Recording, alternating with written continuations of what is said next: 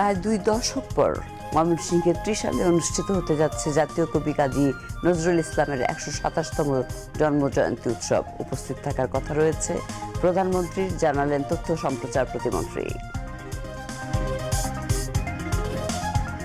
প্রায় 20টি বছর আমরা ময়মনসিংহবাসী বঞ্চিত হয়েছি নজরুল জয়ন্তী জাতীয়ভাবে উদযাপনের জন্য লক্ষ্যে।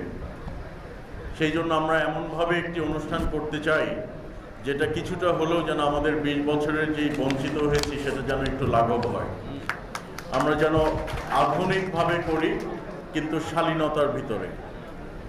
আমরা যেন একটি এলিগেন্ট এবং ক্লাসি অনুষ্ঠান করতে পারি, যেহেতু মাননীয় প্রধানমন্ত্রী আসার সম্ভাবনা অনেক বেশি।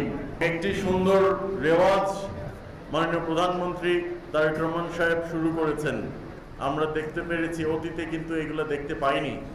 যেমন বিরোধী দলীয় নেতা মাননীয় প্রধানমন্ত্রীর সাথে সাক্ষাৎ করতে আসলে বা উনি যদি সাক্ষাৎ করেন, উনি কিছুটা এগিয়ে দেন বিদায়ের সময়। আমরা কিন্তু এই সংস্কৃতি অতীতে দেখিনি।